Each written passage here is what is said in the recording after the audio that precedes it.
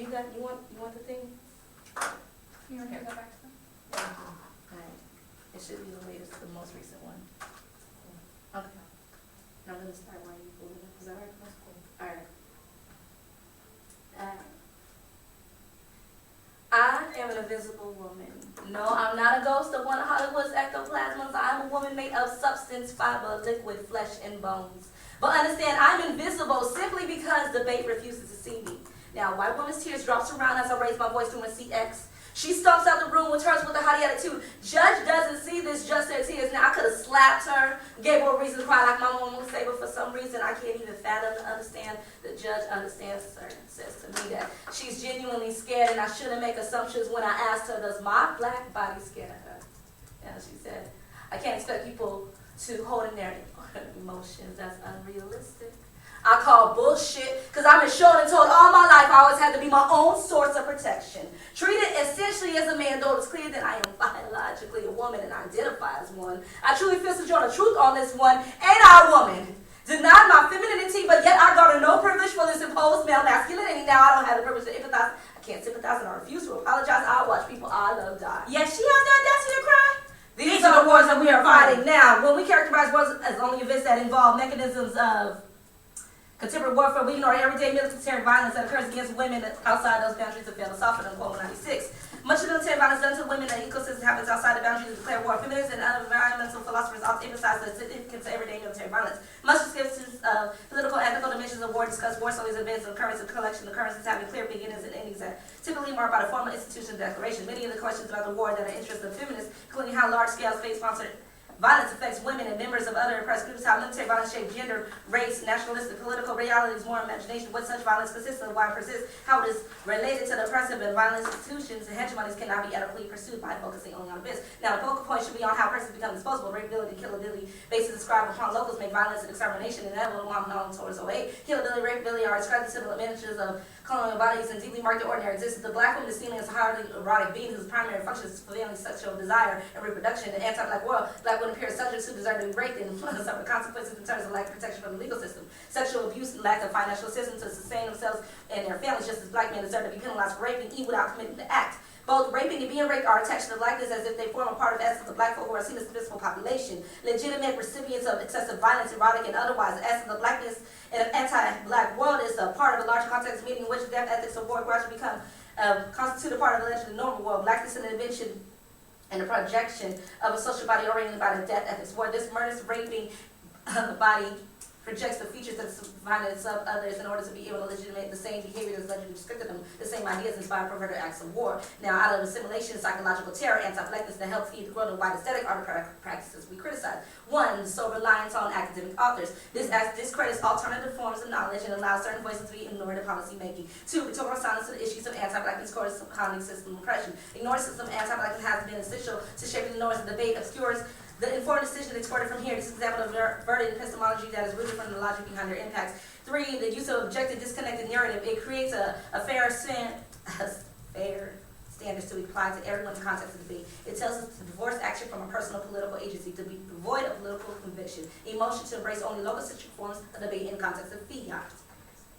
Four, the sanitation of the face of imperialism by attempting to make the U.S. hegemony look more friendly and welcoming despite the fact that it creates and maintains conflicts around the world affecting oppression.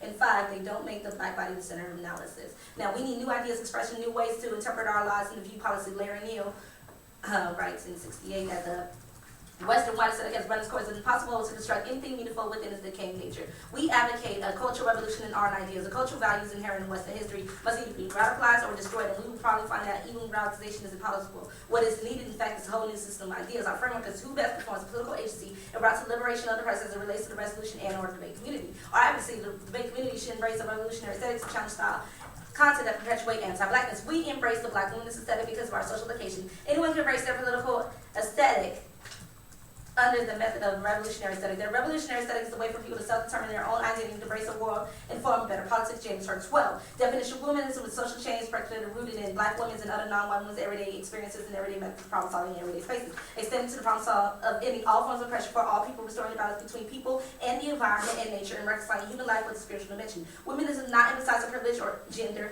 or sexism, rather it elevates all sides and forms of oppression. It is anti-oppressionist. vernacular, non-ideological, communitarian, and spiritualized. In addition, not limited to an American context, having been explored by women and men in international studies such as Asia, Europe, and Africa. Larry Neal writes again, former philosopher and author of the Black Arts Movement.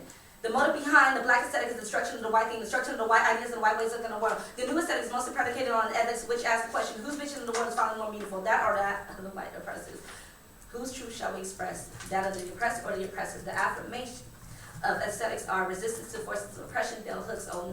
African Americans created music, dance, poetry, painting was regarded as testimony bearing witness challenging racist thinking, which suggested that black folks were not fully human, were uncivilized, and that the measure of this was a collective failure to create great art. White supremacist ideology insisted that black people being more animal and human-like capacity to feel and therefore cannot engage in their finest sensibilities that were to bring out for art. Responding to propaganda, 19th century black folks emphasized the importance of art and culture production, seen as the most effective challenge to such assertion is now on case. Now, queerness and hybridity flattens out difference, resulting in an epistemological frame that destroyed the lived realities of class, race, sexuality, gender, and ability and disability. Rendo 2K3.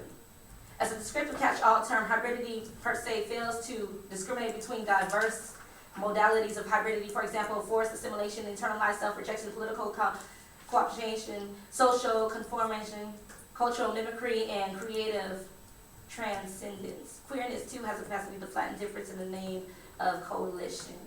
And next. Notions of empathy are scandalized when non-human positionality is the target of empathy. This only results in the inability to theorize the black positionality and let gratuitous violence be perpetual. Bill Anderson 12. Tell me what's my time. 2 go. Okay, the aesthetics and explanatory. Tell me what I got one.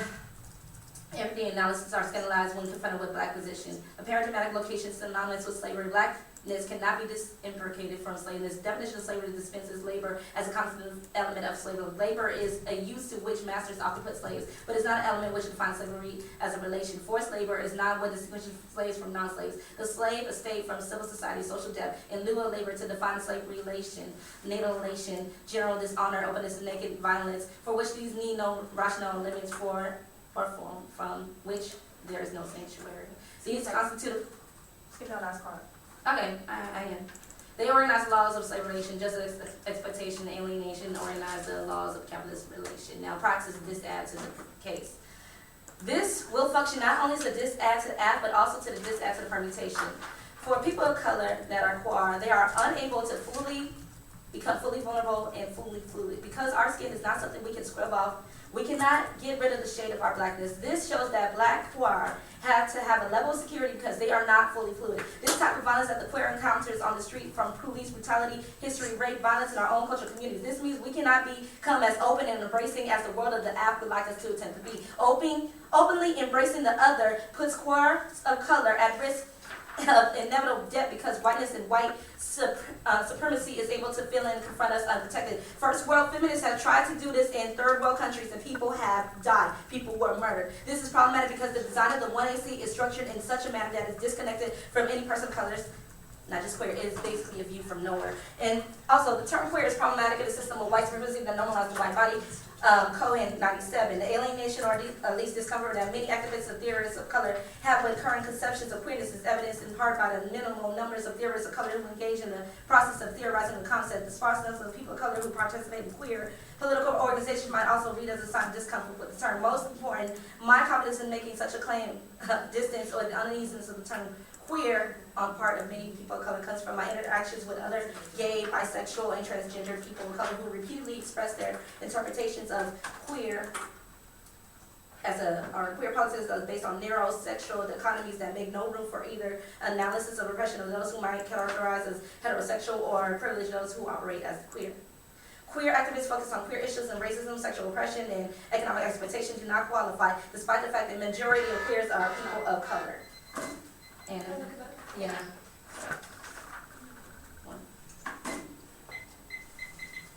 So, in the first part of your speech, you say, like, you're treated as a man, and that's, like, super messed up, right? Yes. So, is all masculinity bad, or is it just masculinity? No, it's just the fact that I can't be a woman, even though I am a woman. So I basically don't have the privilege to be seen as a feminine figure because I'm a black woman. So it's basically black women are oxymoron, and that's fucked up. Yeah. To be black and a woman is an oxymoron. You can't So be black and a woman. what should black women, women of color, do in the face of being raped? Because you read this piece of We evidence. say in the face of being raped, Well, okay, go for it. Okay, two things. I think when you say like that we shouldn't be able to call on security from the state is bad, right? Because that is a privilege that you have, you know, but there's certain situations where we should be able to call on the police, you know. Okay. You know, there are certain situations where we're gonna need that. And that's a form of protection that you've received as being a white woman that you're like, well, we'll just give it up freely. And it's like, well, that's not a protection that we like really get. So So you think that in the face of being raped, black women, women of color should call on the state? I mean, I feel like I there's think certain, that it in depends on the history- circumstances. Sometimes, I wanna you know, for being a black woman, like we can't be all like, oh, let's be open and stuff, because there's times when we can't call on black men. There's times when we can't call on just being black. We can't call on women. Like we have to. I want to answer this. Okay, basically, when you're trying to say that securitization is bad and you're trying to appeal for help is bad, we think that even though that historically and even present day, that even though when black women call for help, they actually don't get help, but the fact of the matter is that there are women out there that need help and call for help and deserve to be helped. Your Larry They should see Neal evidence quote says that the motive behind the black aesthetic is the destruction of the white thing. What is the Right. white thing? We say Black all ways of those- viewing the world. Yeah. Is that like phenotypical, like people who are Not white? just that. I exactly, mean, no. Okay. not just that. No, it's not white people, actually, it's just white institutions. I mean, I'm So can you sort of explain Well, that? no. Yeah. So basically, the way that we've come to see the world is very from like a very was good. I'll take an example from you're like, we shouldn't call on the state for protection. You right? said that's being for Norman, and even that's what I'm. Yeah, but that's not what I'm trying. Okay, I'll go for basically what we're saying is like when you say like when we say like the white aesthetic is like the traditional ways of doing things that we think. So sort of are, like the 5 points you were saying about like upholding hedge, stuff like that, in the middle of your speech. yeah, that's what you're talking about. So last question. Bell Hooks affirms like a type of intersectionality, and Wilderson would say that there's only anti-blackness. Well, Did we say off- that, or did we read evidence? Yeah, you read You read about. She talks Bell about- Hooks. okay, go Yeah, ahead. so- So ask a question. Go for Do it. you like affirm the backgrounds of both those authors, or just the evidence you presented in the round? Just I'm gonna say evidence that we Okay. presented, not the background.